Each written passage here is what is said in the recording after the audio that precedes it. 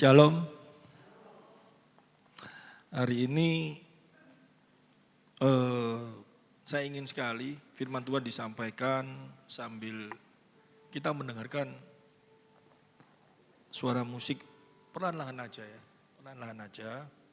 Dan saya percaya ini akan membawa satu dampak ya. Mungkin bukan musiknya, tapi firman Tuhan akan diterima lebih tenang lagi dan terutama Yesra akan menerima berkat Tuhan secara luar biasa. Hari ini puji Tuhan, meskipun hari libur, banyak sekali orang yang tanya sama saya, gereja tetap buka tak? Saya ngomong, ada hubungannya apa kok buka enggak buka? Tetap buka, ibadah tetap berjalan seperti biasa. Tidak ada kekecualian. Dan hari ini Tuhan tanamkan di dalam hati saya mengenai kepekaan. Di dalam kehidupan ini penting sekali kepekaan itu. Peka. Ya, orang ngomong, orang ini sungguh peka. Peka itu seumpama melalui sikap hidup kita terhadap orang lain, kita benar-benar bisa menjadi terang bagi setiap orang. Amin. Ini sesuai firman Tuhan. Firman Tuhan berbicara, hendaknya kau jadi terang bagi setiap orang. Melalui apa? Bukan hanya yang penting perbuatan kita itu nyata. Kalau kita cuma menyampaikan firman Tuhan, kalau kita seringkali, ayo kamu ke gereja, Tuhan Yesus itu akan menjadi penyelamatmu, Tuhan Yesus itu akan menolong kamu. Tetapi sikap hidup kita di dalam kehidupan kita sehari-hari, kita tidak bisa menunjukkan terang itu ada dalam diri kita. Ada satu perbedaan di dalam kehidupan orang yang telah mengenal Tuhan dan orang yang belum mengenal Tuhan. Ini penting sekali. Dan saya bisa merasakan apabila dalam hidup ini kepekaan itu benar-benar terjadi dalam kehidupan anak-anak Tuhan. Betapa indahnya. Hubungan keluarga, hubungan teman, hubungan sesama di dalam pekerjaan, kita peka satu dengan yang lain. Semua ingin seperti itu toh. Suami istri peka sekali. Enggak peka dalam arti apa? Positif ya. Peka bukan sensitif. Bukan sensitifnya itu gampang tersinggung, bukan. Tapi pekanya itu seseorang ini, misalkan Yesra ini, waduh, saya lihat Yesra ini kok perlu diginikan supaya dia lebih memuliakan Tuhan. Aku harus melakukan sesuatu bagi Yesra supaya Yesra lebih semangat di dalam Tuhan. Atau, wah Yesra ini saat ini lagi lemah. Aku harus melakukan apa ya supaya dia menjadi kuat. Kalau itu terjadi dalam kehidupan kita, betapa indahnya. Kalau keluarga memiliki satu pemikiran seperti gitu, saya sama Cik Bingbing saling lebih peka lagi. Bangun tidur, apa yang aku lakukan ya untuk Titi, supaya Titi itu bisa makin memuliakan Tuhan. Bagaimana caranya ya? Dia ini kok hari ini gampang tersinggung, gampang marah. Aku pun juga sensitif dan aku akan marah sama dia, rusak. Tapi dia kenapa ya kok gampang marah seperti ini? Oh karena mungkin kakinya lagi sakit sehingga dia gampang sekali marah.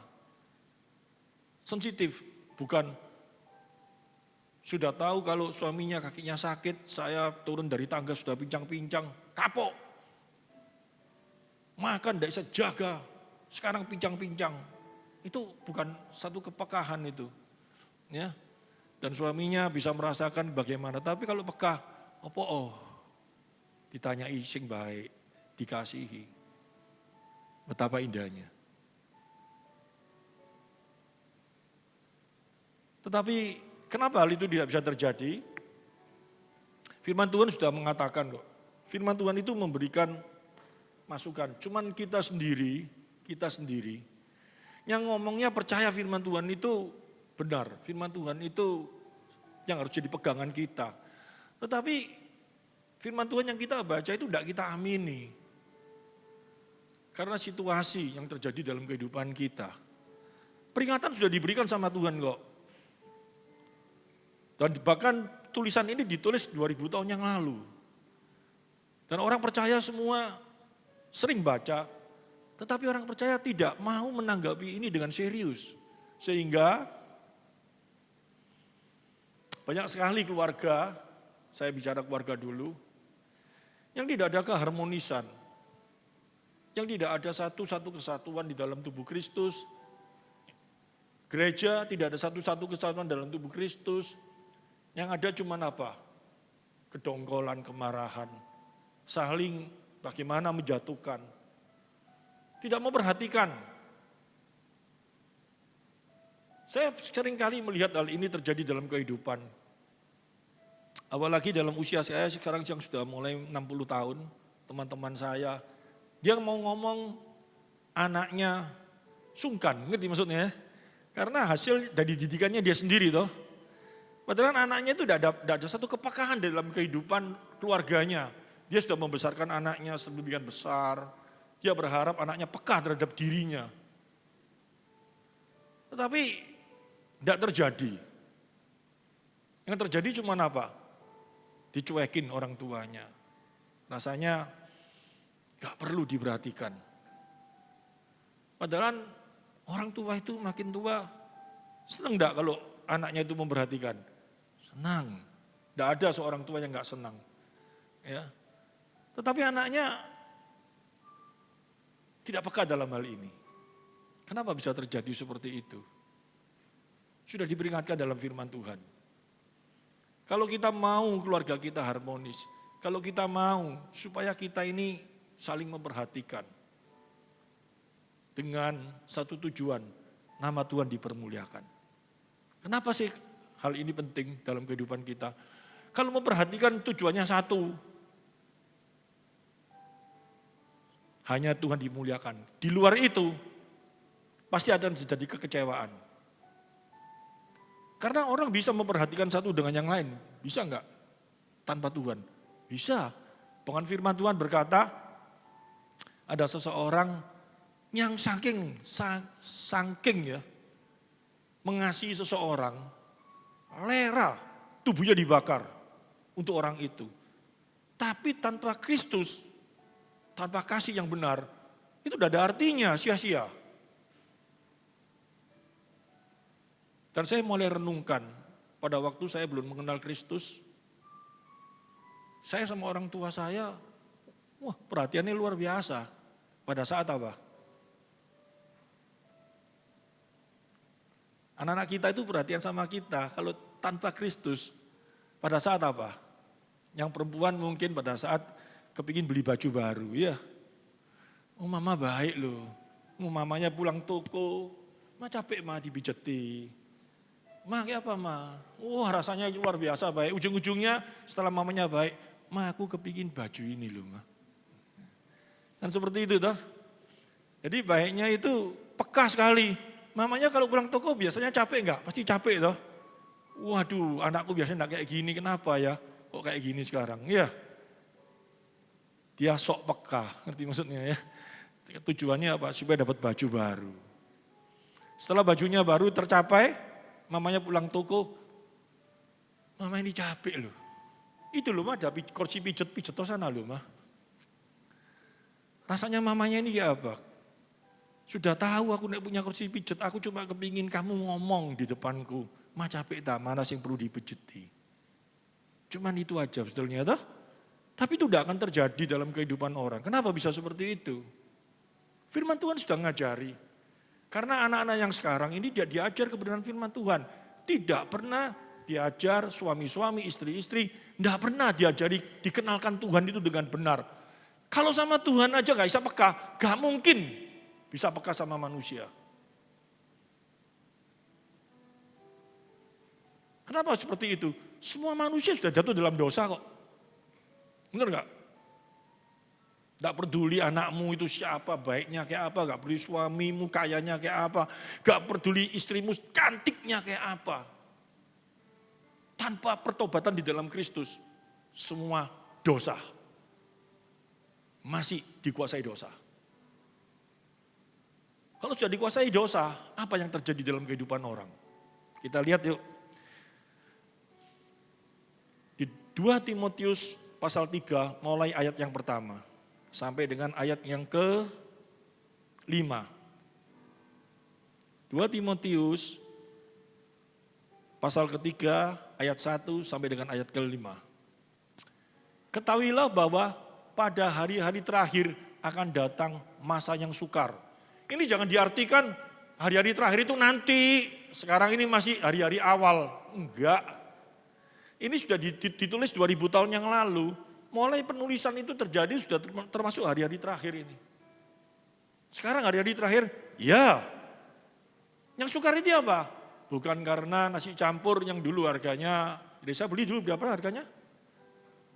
Ya, mungkin pada waktu dulu masih beli 3.500 ya.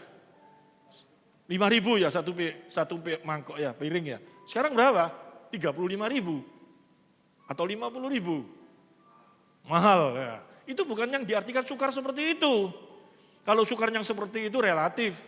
Kalau lagi bayaran tanggal muda, gak sukar, enteng sekali, betul ya? Duitnya lagi banyak, enteng. Bukan masalah makanan. Bukan juga masalah, dulu aku kalau mau seperti ini gampang.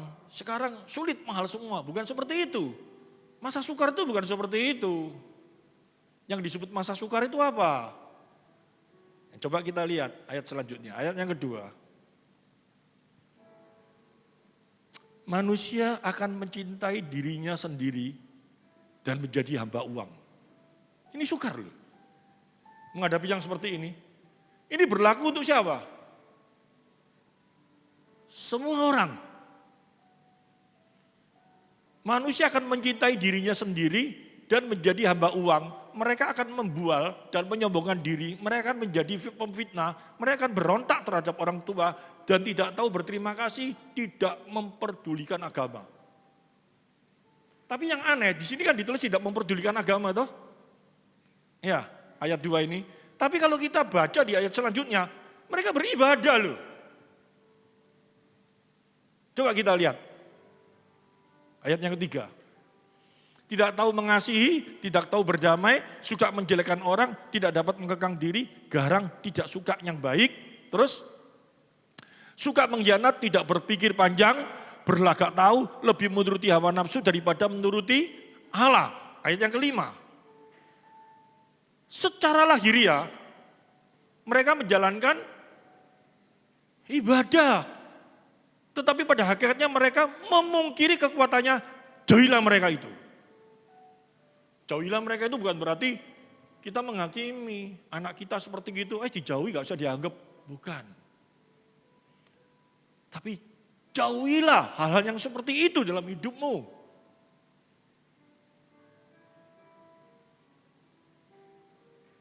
Jauhi hal-hal yang seperti itu. Kita bukan disuruh menghakimi kok, orang ini percuma, orang ini tidak benar, orang ini tidak betul. Orang ini seperti ini, semua orang seperti gitu. Suami kita, istri kita, semua. Dan untuk menghadapi hal yang demikian ini caranya bagaimana? Penting toh. Kalau kita menghadapi yang seperti ini pasti kita hadapi enggak? Kita jangan ngomong, aku enggak loh.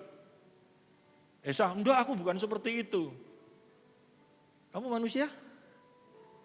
Kamu manusia berdosa toh? Kamu pasti seperti itu. Tapi untung kita punya Yesus yang memberikan jalan di dalam kehidupan kita. Kalau enggak, kehidupan ini sangat berat, ruwet, pusing.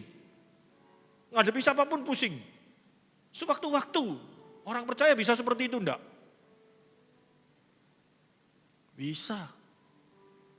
Karena keadaan zaman, karena persoalan, karena masalah, Keluar lagi enggak ini yang namanya kayak gini? Keluar. Oleh karena itu Tuhan Yesus ngomong apa? Bersandar terus bersama dengan. Kalau enggak bagaimana? Keluar terus enggak? Keluar.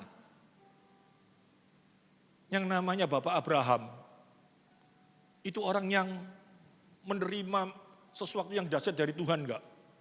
Luar biasa dari Allah. Dia seorang yang tidak mengenal Allah. Seorang dari keluarga ateis. Allah panggil, suruh keluar dari negara Urs. Dia keluar.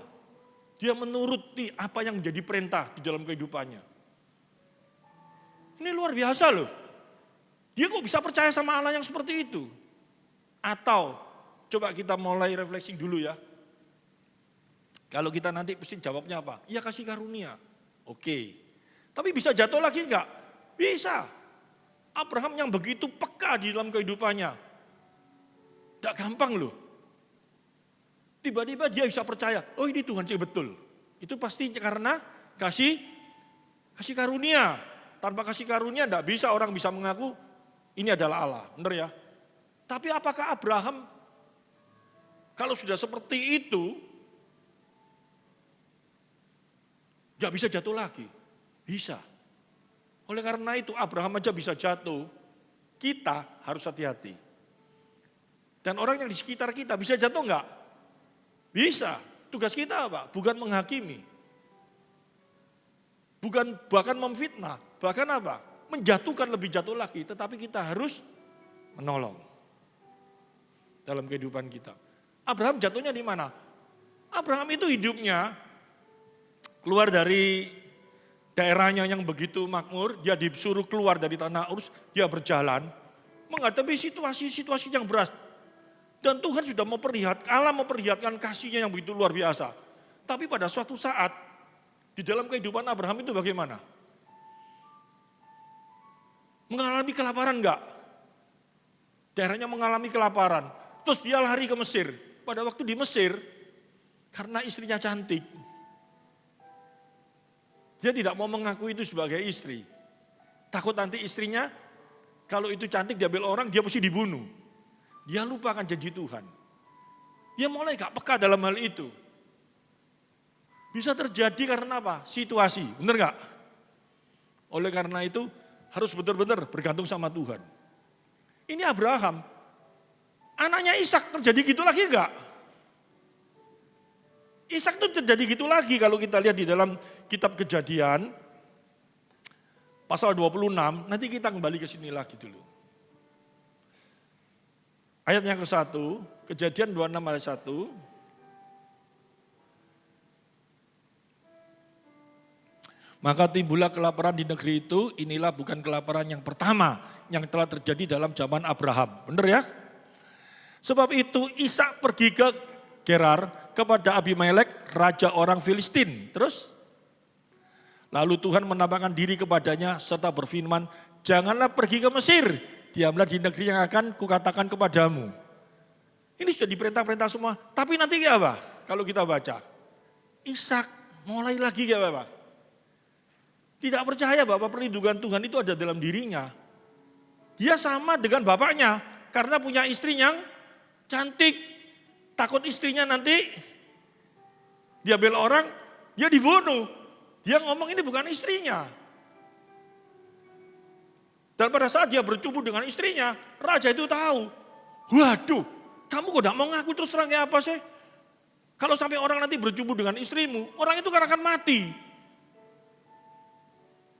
Kesalahan yang dilakukan orang tuanya, dilakukan lagi sama anaknya. Bisa seperti itu kenapa? Karena dosa yang ada dalam diri setiap orang. Nah ini, saya baca ini, saya mulai merasakan, Tuhan, kita ini memang manusia rapuh enggak? Jelas toh, kalau dikatakan tadi di dalam surat, berapa tadi? 2 Timotius ya, pasal yang Pasal yang keberapa tadi? Pasal yang ketiga, ayat 1 sampai 5. Kita ini betul-betul manusia yang seperti itu loh. Gak bisa kita melahirkan seseorang anak, terus kita berharap, enggak, anakku enggak mungkin kayak gitu. Anakku itu baik, anakku ini enggak pernah kayak gitu, enggak bisa. Semua masuk di dalam bagian ini. 2 Timotius pasal 3 ayat 1 sampai dengan ayat yang kelima.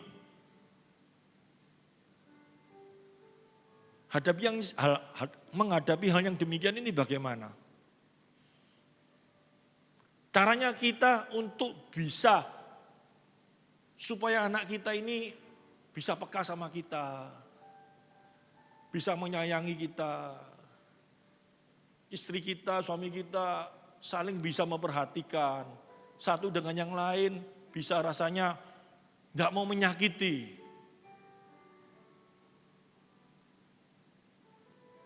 Itu caranya bagaimana? Semua kepingin kayak gitu enggak?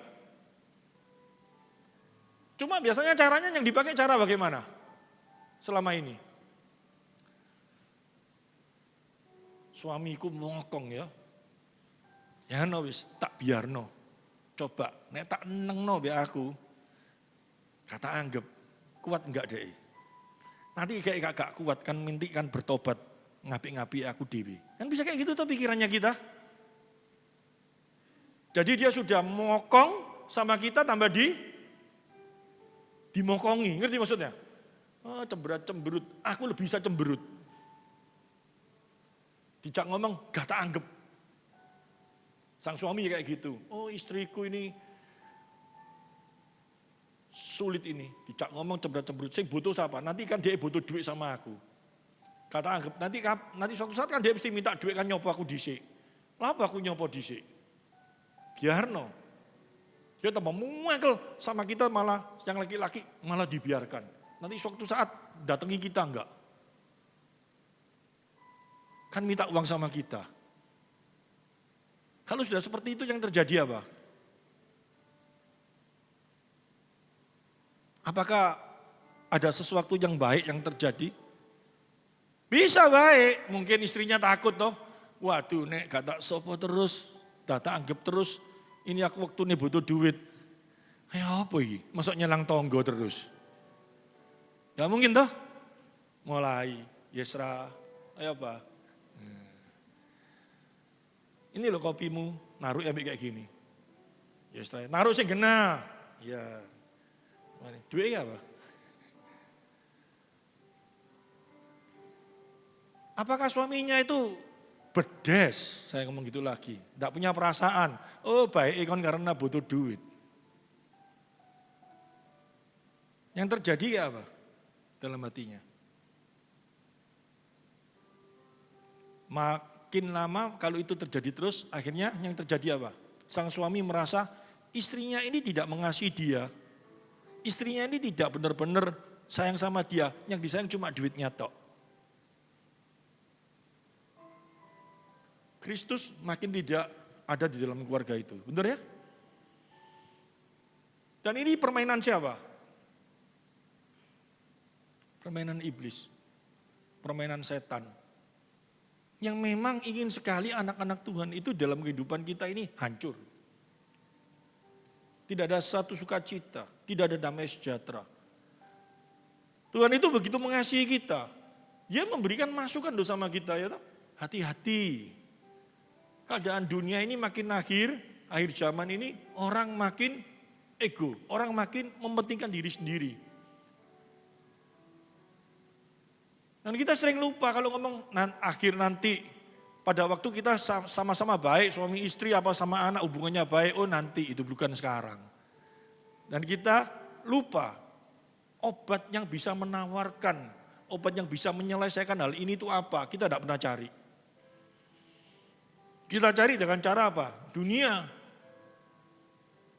Tak inget-inget ya, bojoku nek wae ngamuk itu kayak gini, kayak apa ya supaya dia bisa guyu. Ngerti? Anakku itu gondok, mencucu, gini-gini, ndak memperhatikan aku. Kayak apa ya dia supaya bisa memperhatikan aku. Saya dulu sama papa saya sering pasang aksi seperti gitu sama mama papa saya. Mama papa saya itu butuh saya supaya peka sama dia. Pekanya itu ya apa? Gelambuti mama saya, ma aku sayang lu ma, gini-gini. Dia paling seneng kalau saya gituin. Yang itu saya peka mengasihi dia. Dan kalau saya nggak lakukan itu, supaya saya mau melakukan itu caranya dia kayak apa? Dikasih duit, dikasih apa, kesenangan saya apa dituruti, dikasihi. Kalau saya sudah kayak gitu, wah saya sama mama papa saya memperhatikan. Mama saya diem-diem tak pijeti, tak apain terus gitu terus. Akibatnya bagaimana? Jadi baik? Makin lama jadi makin rusak. Suami istri juga kayak gitu. Kalau kamu pacaran besok jangan mau ya kalau digituin. Hati-hati kamu. Oh pacarku ini mecuca-mecucu. Gak mau memperhatikan aku datang buang muka. Supaya dia gak buang muka apa? Oh aku datang bawa pizza. Kalau tak kasih pizza dia ketawa. Mulai, setan itu masuk enggak? Firman Tuhan karena enggak jalan, ngerti maksudnya? Firman Tuhan sudah memperingati toh. Kalaupun kamu memberikan dirimu, bahkan kamu bakar untuk calonmu tanpa Kristus, sia-sia itu. Tidak ada artinya itu. Kalau kita mengerti secara teologi, kenapa sia-sia? Kalau kebaikanmu itu tidak memberitakan Injil bagi dia, kalau kebaikanmu itu bukan karena Injil supaya dia makin mengasihi Tuhan dan dia menerima Tuhan, kebaikanmu sifatnya itu hasilnya tidak kekekalan. Cuma sementara. Tapi kalau kebaikanmu itu kamu lakukan sehingga dia bisa mengenal Tuhan dengan benar, sehingga dia terselamatkan, kebaikanmu itu menghasilkan sesuatu yang kekal. Amin. Sehingga melalui kebaikanmu itu dia menerima sesuatu yang sifatnya kekal. Tapi bukan itu saja. Dampak dari kebaikanmu yang kau lakukan dalam kehidupanmu itu, dia akan mulai berubah. Karena jelas sekali, firman Tuhan juga ada yang ngomong, kalau kamu mengasihi Kristus, tandanya apa? Kasih itu ada di dalam hidupmu. Nah, kasih ini kayak apa bentuknya? Ini yang paling nomor satu yang harus kita jagai. Ini yang nomor satu yang harus kita tanamkan bagi anak, keluarga, cucu, mantu, semuanya. Suami, istri, kalau kasih itu sudah ada dalam diri seseorang, maka orang itu tidak akan mengalami satu kepahitan itu pasti. Amin. Tidak ada kepahitan. Bisa marah? Bisa. Tapi marahnya itu penuh dengan kasih. Ini harus ada dalam kehidupan anak-anak Tuhan. Semuanya kepingin bahagia, keluarganya. Semuanya kepingin saling mengasihi. Caranya bagaimana? Mulai dari 2000 tahun yang lalu. Tuhan sudah memberikan caranya. Tuhan sudah memberikan caranya loh. Tapi orang tidak mau perhatikan. Allah itu bicara sama orang-orang Israel loh. Allah melakukan satu atraksi yang sangat luar biasa dalam kehidupan bangsa Israel. Bangsa Israel dijagai, bangsa Israel dikeluarkan dari tanah Mesir. Bangsa Israel pada waktu keluar dari tanah Mesir menghadapi situasi-situasi yang gawat. Makanan tidak ada, minuman tidak ada. Menghadapi cuaca yang begitu panas. Tuhan lakukan itu semua. Allah bekerja bagi bangsanya secara luar biasa, bagi anak yang dikasihi luar biasa. Melalui mujizat-mujizat yang Tuhan lakukan. Dengan cara bagaimana? Bangsa Israel keluar dari Mesir. Menghadapi lautan yang begitu luas. Tuhan lakukan, dibuka lautan itu supaya bangsa Israel bisa jalan. Musuh menyerang, lautan ditutup, mereka dihanyutkan semua. Bangsa Israel jalan di padang pasir, panas luar biasa. Dikasih tiang awan.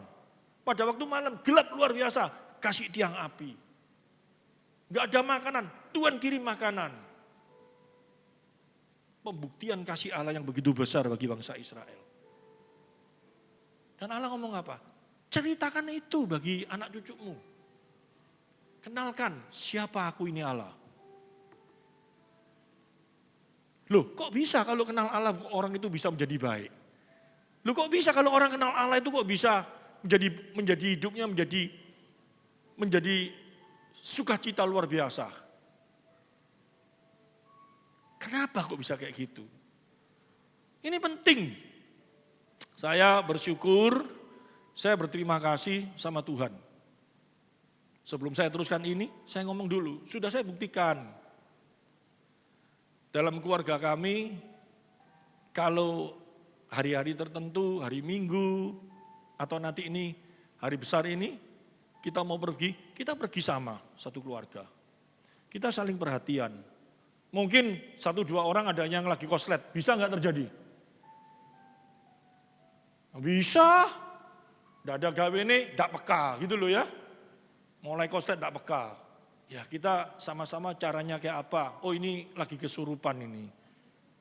Ya, kita yang sadar, kita yang bisa menjadi berkat dari dia, kita mengingatkan, kita layani dan jadi normal kembali. Kalau hal ini tidak dilakukan dalam kehidupan kita, kita acuh, kita cuek. Tuhannya di mana? Dan pada waktu saya lakukan hal itu, dengan cara bagaimana? Saya selalu ngomong tuh, syarat mau jadi mantu saya harus ikut PA di gereja. Tujuannya apa? Saya kenalkan Tuhan itu dengan baik. Sampai kasih itu hadir dalam kehidupannya. Dan itu membawa satu dampak apa saat ini? Ya, mantu saya yang paling tua ini sudah menikah berapa tahun? Berapa? 11 tahun. Puji Tuhan ya. Pasti dia pernah cekcok. Tapi tidak sampai di kuping saya. Saya ketemu dia, sudah ketawa-ketawa. Sudah baik. Bukan cuma pura-pura loh ya. Karena saya tahu. Kenapa bisa seperti itu? Bukan karena saya. Tapi karena siapa? Allah yang saya kenalkan dalam hidupnya. Amin. Kita semua mau seperti itu enggak? Saya kasih contoh ini dulu dalam keluarga saya. Kalau saya bisa ngomong seperti ini, tapi keluarga saya tidak seperti itu, percuma. Saya sudah membuktikan, dan itu sudah terjadi dalam kehidupan keluarga saya, maka dari itu, saya sharekan betapa dahsyatnya, betapa luar biasanya Tuhan itu dalam hidup saya. Semua mau seperti itu? Ya. Bukan saya sama Ci Bimbing tidak pernah eker-ekeran. Pernah. Kemarin pun saya masih eker-ekeran sama dia kok. Tapi begitu eker-ekeran ya, saya merasa, wah kemarin itu terus terang ini ngomong gak apa-apa saya, santai saja. Saya sama Ci Bimbing kemarin, kan kita cuma berdua. Ya. Kebetulan sekarang Ci Bimbing itu rada-rada aneh titik. Ya, saya merasa aneh toh, tapi saya juga harus peka, gitu loh. Yaitu selama ini yang saya anggap orangnya ini kan penuh perhatian sama saya. Cuma perhatiannya dia itu enggak mau ditunjukkan. Aneh toh itu. Padahal kalau ditunjukkan kan lebih asik toh. Tapi dia enggak mau, dia jual mahal gitu loh. Kayak gak butuh, tapi butuh. Nah, dalam hati saya kalau saya mau ngetes itu gampang enggak? Gampang. Tapi saya nggak perlu ngetes itu. Yang penting saya tahu hatinya dia mengasihi saya. Bukan butuh karena uang atau apa. Tapi dia butuh kasih saya mengasihi dia. Dan saya tahu akan hal itu. Oleh karena itu, meskipun dia itu setiap membuncek, ngokong sama saya setengah mati. Tapi saya tahu, saya semangkel-mangkelnya saya, tanyain sama dia. Kalau gegeran sama dia, saya pasti yang nyopo dia dulu. Bing, kayak apa Bing? Wis makan tak? Wis itu, langsung gitu. Bisa terjadi seperti itu kenapa? Tanya sama dia, ada saksinya loh, dia masih hidup kok. Selalu saya yang manggil dia. Terus dia ngomong, Ya kucing salah terus, ya enggak apa-apa lah. Kalau saya merasa dianggap salah sehingga saya nyopo dia terus, enggak apa-apa. Yang penting kita senang. Yang penting kita benar. Dua-dua di hadapan Tuhan. Benar enggak? Itu bisa terjadi karena apa? Saya bisa seperti itu karena apa? Saya ini ngomong. Jadi firman itu mengubah hidup saya. Firman itu mengubah mindset saya. Kalau dulu, saya enggak bisa seperti itu. Mana bisa? Saya anak paling kecil. Saya anak yang tadi saya ngomong toh, sudah dididik sama orang tua saya sedemikian rupa. Saya mau minta keriting rambut ini ada saksi kakak saya. Saya minta dikeriting rambut saya, mama papa saya enggak boleh waktu itu. Langsung saya sakit. Mah panas mah. Papa saya diem aja dilihat di kamar dipegang kepala saya agak anget. Oh iya keriting. Padahal enggak ngerti ini saya buka. Saya masuk di dalam kamar, bantal tutup di sini saya terus. Akhirnya kan panas loh, keringetan. Mama saya, aku pusing, dia masuk dipegang kepala saya. Oh ya anget. Keriting kok, mama kasih duit.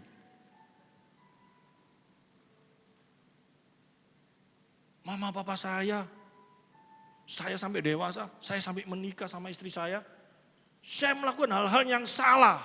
Banyak hal yang salah, tapi saya nggak mau disalahkan. Saya merasa saya benar. Saya laki kok. Tapi Tuhan itu luar biasa loh. Tidak bisa orang yang bisa mengubah saya. Karakter saya gak bisa dirubah oleh siapapun juga. Mau siapapun juga mau mengubah saya gak bisa. Karena apa? Dosa ini gak bisa dikalahkan oleh manusia. Mau ditemukan sama seorang pendeta, sama siapa yang rasanya bijak nasihati saya. Sebijak apapun juga. Gak bisa mengubah saya.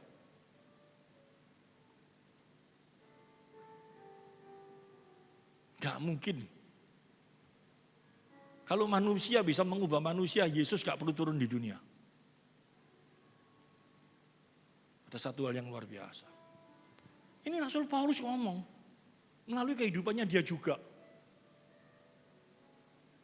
Dan kalau kita semua dengar ini, orang-orang di sekitar kita ini loh ya, anakmu, istrimu, suamimu, saudaramu semua. Kita semua kepingin baik semua enggak? Kita kepingin peka satu dengan yang lain enggak? Peka dalam arti pengertian yang positif dulu ya. Peka bukan sensitif.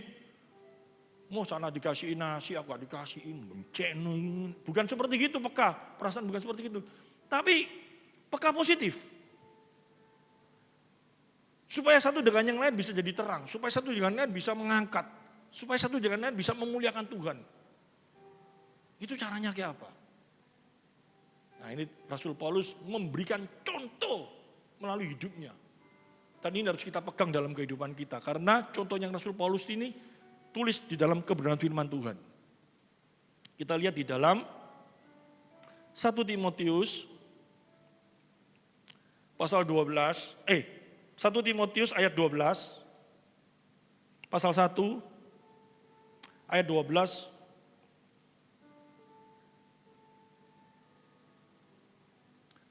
ayat 12.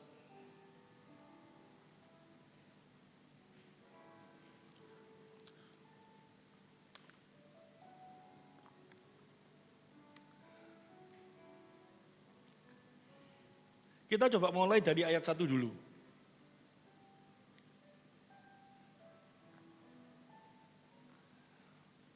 Nah ini kelihatannya dulu pada waktu kita membaca ini dengan pengertian teologi yang seperti, tapi ini saya lagi mengambil untuk di dalam pengertian penerapan dalam kehidupan kita. Kita semua percaya bahwa kita ini diselamatkan, bahwa kita ini bisa menerima Kristus, itu semata-mata karena apa? Kasih karunia. Kasih karunia itu apa sih? Modelnya apa sih kasih karunia itu yang terjadi dalam kehidupan kita? Bentuknya apa sih kasih karunia itu? Nah ini melalui ayat ini kita bisa tahu. Dari Rasul Paulus, Rasul Kristus Yesus menurut perintah Allah, Juru Selamat kita dan dasar, dan Kristus Yesus dasar pengharapan kita. Terus, kepada itu anakku Yang sudah disia dalam iman, kasih karunia, rahmat dan damai sejahtera dari Allah Bapa dan Kristus Yesus Tuhan kita menyertai engkau.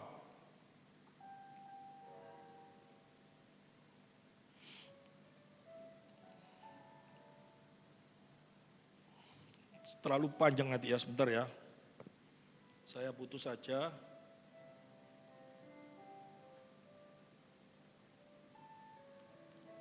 Gak apa-apa, saya baca aja. Ketika aku hendak meneruskan perjalananku ke wilayah Makedonia, aku telah mendesak engkau supaya engkau tinggal di Efesus, menasihati orang-orang tertentu agar mereka jangan mengajarkan ajaran lain. 4. Ataupun sibuk dengan dongeng dan silsilah yang tiada putusnya yang hanya menghasilkan persoalan belakang dan bukan tetapi hidup keselamatan yang diberikan Allah dalam iman. Tujuan nasihat itu ialah kasih yang timbul dari hati yang suci, dari hati nurani murni, dari iman yang tulus ikhlas. Tetapi ada orang yang tidak sampai pada tujuan itu dan yang sesat dalam omongan yang sia-sia. 7. Mereka itu tidak menjadi pengajar hukum Taurat tanpa mengerti perkataan mereka sendiri dan pokok-pokok yang secara mutlak mereka kemukakan. Kita tahu bahwa hukum Taurat itu baik kalau tepat digunakan. Yang ini dengan keinsyafan bahwa hukum Taurat itu bukanlah bagi orang benar, melainkan bagi orang durhaka dan orang lalim, bagi orang fasik dan orang berdosa, bagi orang duniawi yang tidak beragama, bagi pembunuh bapak, pembunuh ibu dan pembunuh pada umumnya. Ini tadi di ayat 10 itu dia ingin memberitahu. Kalau mindset kita di dalam kehidupan ini, kita lakukan semua itu berdasarkan hukum Taurat. Bukan hukum kasih dalam kehidupan kita, itu salah.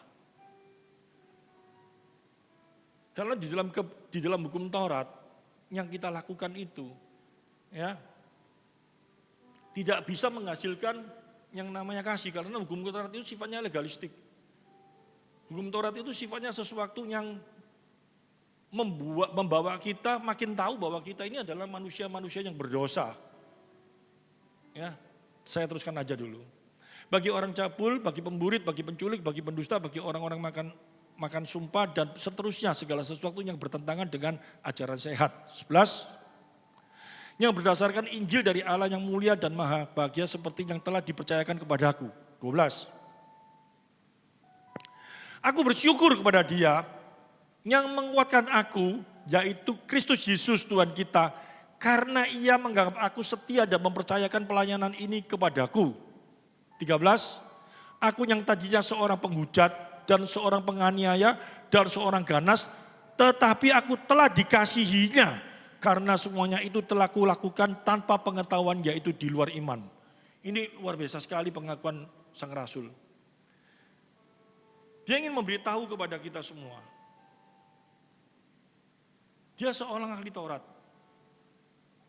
Dia memiliki pengetahuan Taurat yang sedemikian dalamnya. Tapi dia tidak memiliki iman percaya kepada Kristus. Dan iman percaya kepada Kristus itu bukan hasil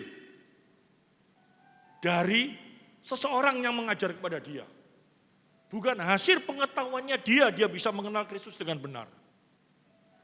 Tapi dia bisa mengenal Kristus, dia bisa mengenal kasih karunia, itu semata-mata karena apa? Kasih karunia yang Tuhan berikan dalam hidupnya.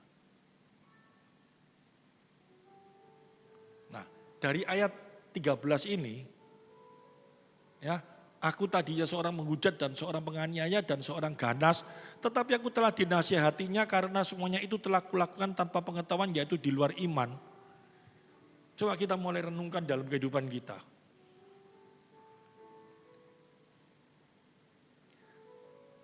Saya ngomong sama Yesra aja. Yesra memang bukan seorang penghujat. Yesra mungkin juga seorang pembunuh. Pada waktu belum mengenal Kristus, belum menerima kasih karunia. Tapi Yesra bukan mungkin, pasti. Keegoannya dinomorsatukan dalam hidup. Itu tidak bisa dipungkiri. Tidak ada seorang pun di dalam dunia ini yang lahir tanpa sesuatu yang adanya dosa dalam kehidupannya. Pasti. Dan kalau itu ada terus dalam kehidupan seseorang,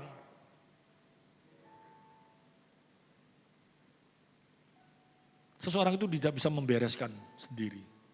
Hanya kasih karunia Tuhan yang terjadi dalam kehidupan seseorang itu. Yang mampu mengubah. Dengan cara bagaimana? Kalau kita benar-benar mau menyadari. Penyadaran ini bagaimana? Kita baca terus. Malah kasih karunia Tuhan kita itu telah dikaruniakan dengan limpahnya kepadaku. Dengan iman dan kasih dalam Kristus Yesus. 15. Perkataan ini benar dan patut diterima sepenuhnya. Kristus Yesus datang di dunia untuk menyelamatkan orang berdosa. Dan di antara mereka, akulah yang paling berdosa. Kenapa dia ngomong kayak gitu? Dampaknya apa sih? Saya tidak bicara tentang pengertiannya apa? Akulah orang yang paling berdosa. Tapi saya ingin kita masuk di dalam psikologi pribadi kita masing-masing.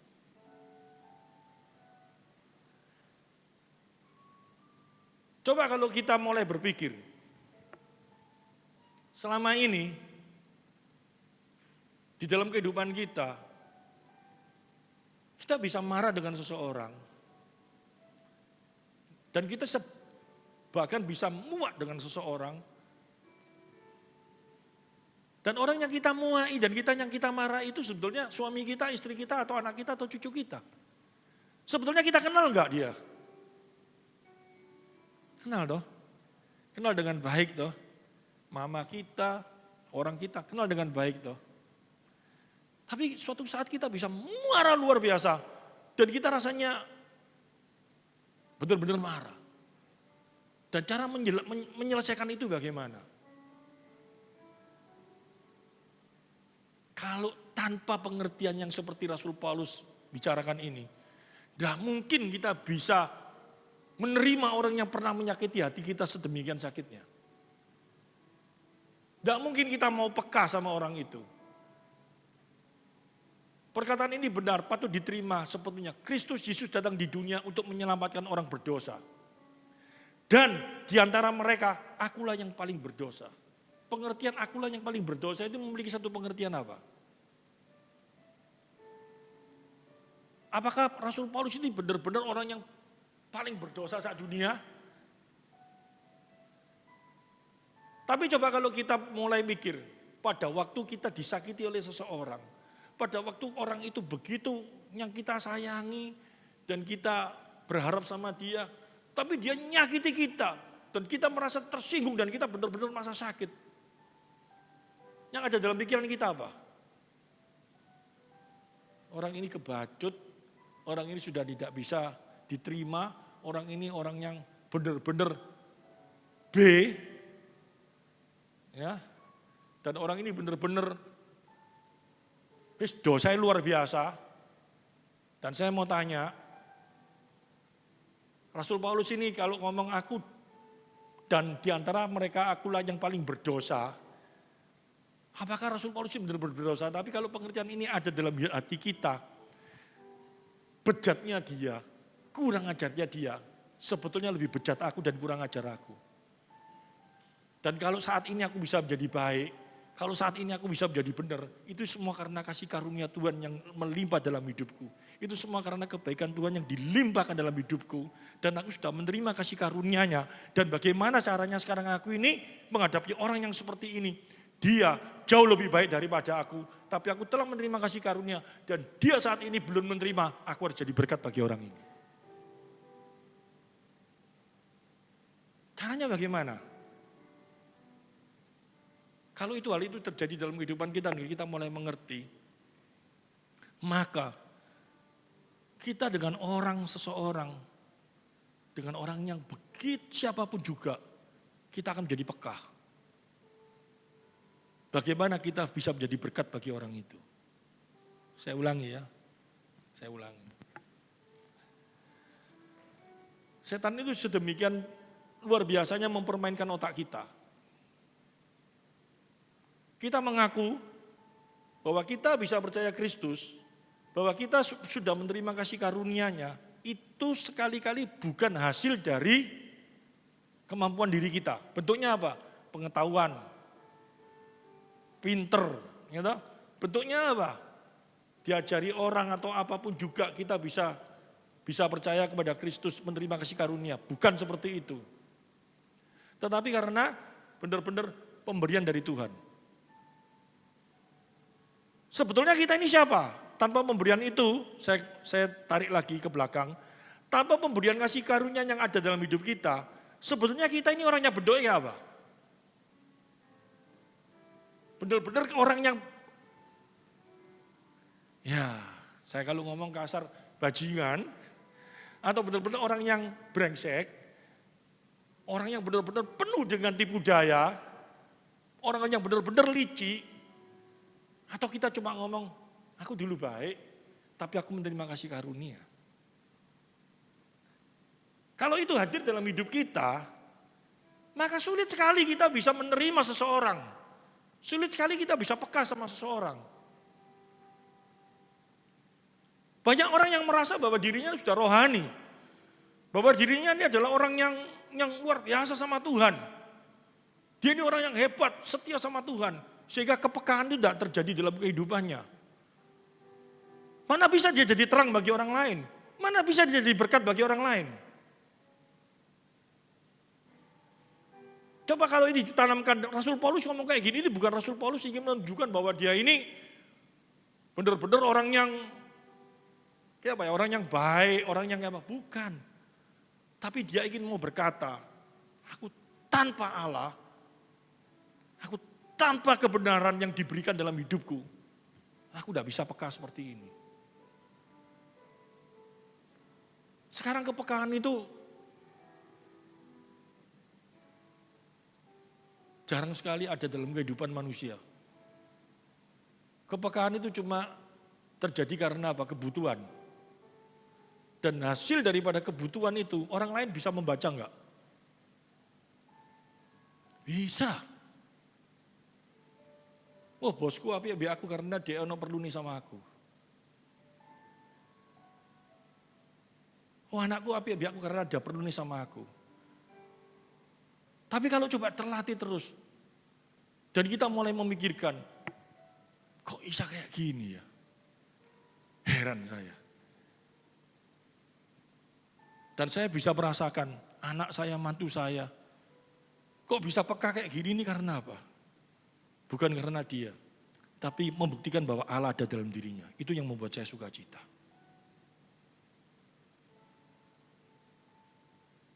Dan itu luar biasa sekali.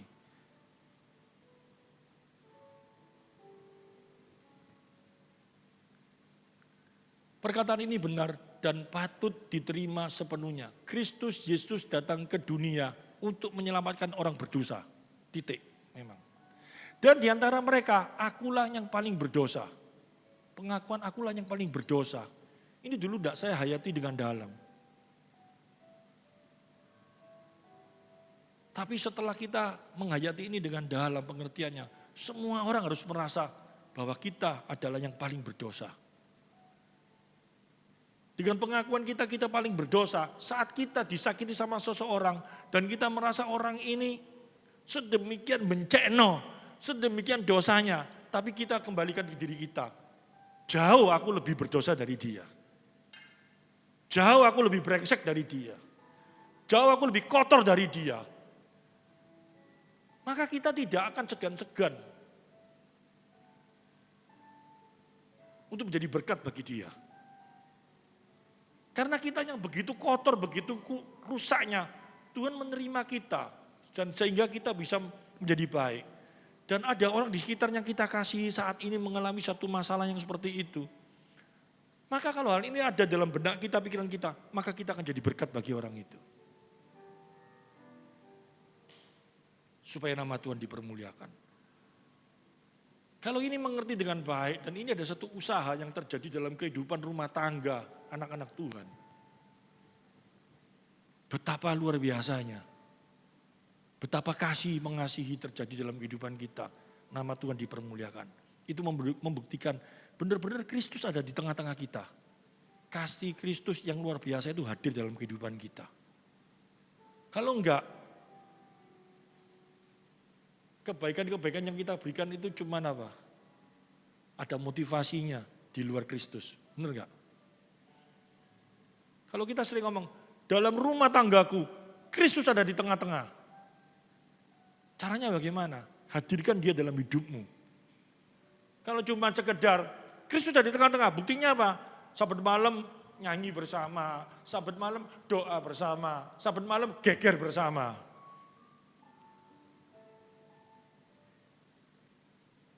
Ada hamba Tuhan mengaku hamba Tuhan kalau sudah siwa-siwaan tidak ngomong sampai 1 bulan, heran saya. Kalau dia tidak ngomong sama seseorang 1 bulan, berarti dia tidak ngomong sama Tuhan 1 bulan. Kenapa? Gak mungkin Tuhan diamai. Kalau Tuhan memang ada dalam hatimu, kamu tidak ngomong sama seseorang 1 bulan, kamu mangkel sama orang itu 3 bulan. Berarti Tuhan tidak ngomong sama kamu 3 bulan, kamu kuat. Pada waktu doa Tuhan kan ngomong, aku mengampuni kamu, kamu harus mengampuni dia, kamu harus mengasihi dia, kamu harus jadi terang bagi dia. Dan kita ngomong, saya ngomong apa itu.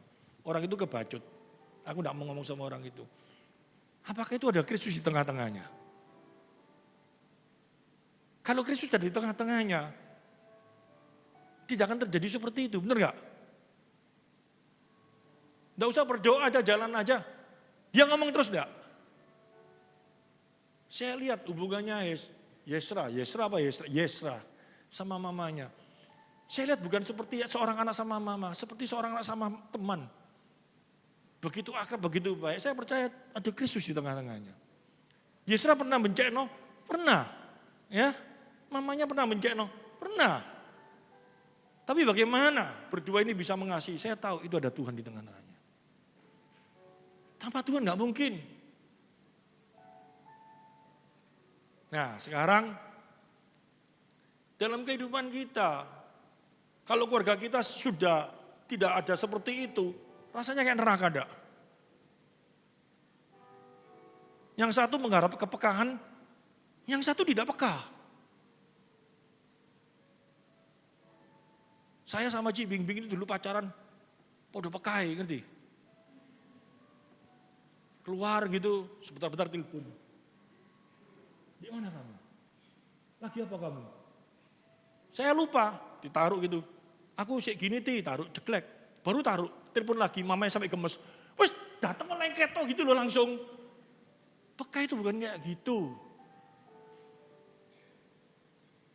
Kalau peka itu bukan kayak gitu, perhatian itu bukan seperti itu. Itu salah itu. Itu keegoan itu. Ingin menguasai dia, ingin menekan dia, ingin seolah-olah mendikte dia di mana tahu. Itu bukan seperti gitu. Peka itu percaya. Peka itu saling memperhatikan. Peka itu saling menerima di dalam segala kelemahannya. Peka itu di dalam kelemahannya kita yang mau menompang. Kita yang mau mengangkat. Supaya dia bisa kuat. Itu yang harus ada dalam kehidupan anak Tuhan. Siapalah kita ini? Tuhan ngomong apa? Aku akan menompang kau. Dan kita menyontoh ini terus dalam pikiran kita. Saya tahu kok kelemahannya istri saya ngerti kok kelemahannya anak saya tahu kok kelemahannya mantu saya. Di dalam kelemahannya ini saya tutupin. Bagaimana supaya dia ini bisa tetap kuat. Mantu saya juga gitu, saya tahu kelemahannya papa. Anak saya tahu kelemahannya papa. Bagaimana papa ini tak tompang supaya kuat. Bukan, aku tahu kelemahannya papa. Papa ini gak dianggap dari sopo mesti ngamuk. Tapi aku hari ini udah ngamuk beda kata sopo tambahan.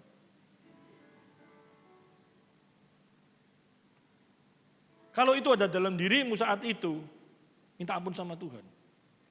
Berarti kamu kepekaanmu mulai berkurang. Papa ini mencekno, tidak disopo dia itu tapi sakit hati. Tapi mewakil orang ini, tapi harus tak sopo dulu. Karena kalau enggak jadi makin terpelosok. Enggak aku disopo, tak sopo gak dianggap, enggak apa-apa. Aku harus menyapa terus, supaya dia menjadi tenang. Itu kamu anak Tuhan. Itu kamu peka sekali, melalui perbuatanmu, nama Tuhan dimuliakan. Itu penting. Sekarang kehidupan kekristenan itu sudah hilang yang seperti itu. Teman saya, anaknya sekolah di Australia.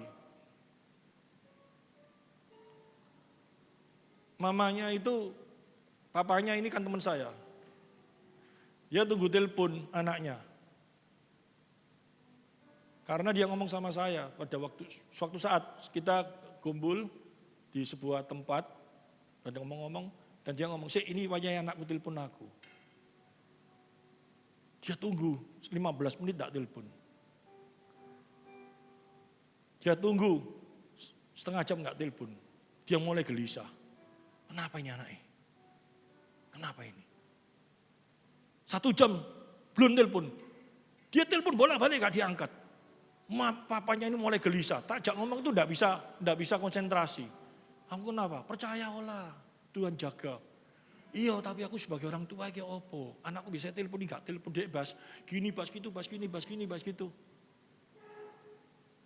Ditelepon papa diangkat. Dijawab papa sama anaknya. Opo pak, aku gede gak usah khawatir. Loh kamu kan tadi kan waktu nelpon kenapa enggak telepon-telepon? Alah gitu ya papa ngamuk. Gak apa-apa gini loh pak.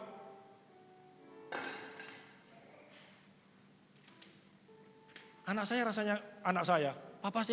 teman saya rasanya kayak apa? Celingu ngomong sama saya. Kayak apa iki gak jaga perasaan wong tua. Saya ngomong sama dia. Saya masih ingat dulu itu. Kamu tidak kenalkan Tuhan dalam hidupnya kok. Mana bisa dia memiliki perasaan sama kamu. Sama Tuhan yang selalu hadir dalam hidupnya aja dia tidak ada perasaan kok. Kalau dia sama Tuhan itu hubungannya dekat. Gak usah kamu mengingatkan, gak usah handphone kamu mengingatkan. Dia selalu menjagai hatimu.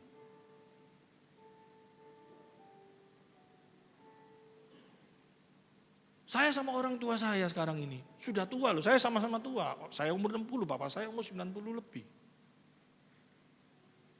Padahal kalau saya datang ke rumahnya, Pak, ya Pak, wis makan Pak, wis sana, kerja, sana, kerja. Ya Pak. Tapi saya tetap lakukan itu, karena apa? Saya tahu kok. Kalau saya nggak datang 2 hari, dia mulai bingung. Dan pernah saya coba, nakal loh, tetap loh. Saya gak datang 3 hari, dia lihat saya, apa gak teko kon? Kok pucet, gak duit ya? Ke dokter ini papa kasih duit. Itu loh. Kita harus peka dalam hal itu. Kalau kita mau jadi terang bagi orang lain. Dan itu bisa terjadi dalam kehidupan kita. Kalau kita merasa, aku ini penuh dengan kelemahan. Aku ini manusia yang berdosa. Aku ini meskipun Rasul Paulus sudah menjadi seorang rasul. Menjadi seorang yang dipercaya Tuhan. Menjadi seorang yang hubungannya baik sama Tuhan luar biasa. Tapi dia tetap berkata apa? Aku ini orang berdosa. Aku ini orang tidak betul. Aku bisa menjadi gini ini semua karena kebaikan-Mu Tuhan. Oleh karena itu. Orang-orang di sekitarku yang tidak betul, aku jauh lebih tidak betul dari mereka. Bagaimana aku bisa menjadi berkat bagi mereka. Amin. Dan ini kalau terjadi dalam kehidupan anak Tuhan, betapa luar biasanya. Betapa eloknya. Betapa dahsyatnya. Satu dengan yang lain saling memperhatikan. Satu dengan yang lain mengutamakan kebaikan-kebaikan kita lakukan. Supaya melalui apa yang kita lakukan. Nama Tuhan dipermuliakan.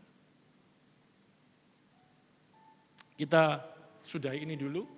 Dan saya percaya kita pulang dari tempat ini. Dan kita mulai merasakan. Aku harus jadi berkat bagi orang lain. Aku harus memiliki sifat yang Kristus miliki. Aku harus memiliki sesuatu yang telah Tuhan tanamkan dalam hidupku. Yaitu apa? Menjadi berkat bagi orang lain. Menjadi terang bagi orang lain. Supaya melalui kehidupanku. Nama Tuhan dipermuliakan.